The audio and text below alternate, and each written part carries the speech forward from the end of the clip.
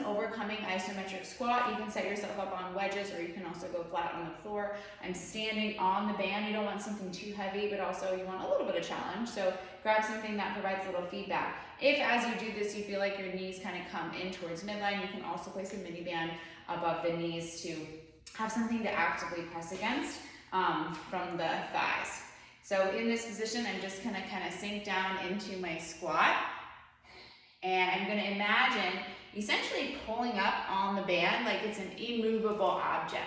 So I wanna make sure I'm not just falling forward into my knees. So I actually wanna think about sitting into my squat and lengthening these booty cheeks on the back side. So I'm essentially sitting into my squat and pulling up on the band.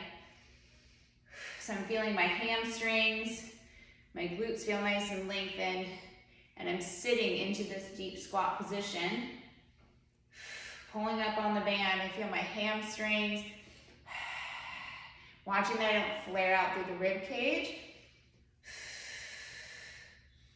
And think about evenness side to side. So watch that you don't start drifting to the right. Think about actively pushing through the left and the right foot, the whole foot.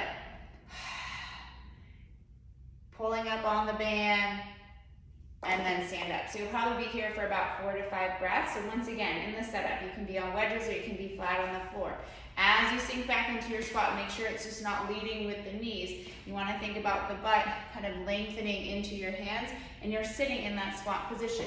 You're watching that you're not flaring through the ribs, so just keep those guys back. And I'm pulling up on the band, and I'm pressing through the whole foot, pulling up. I can feel a lot of hamstring here, staying heavy in the heels. And this is my overcoming isometric squat.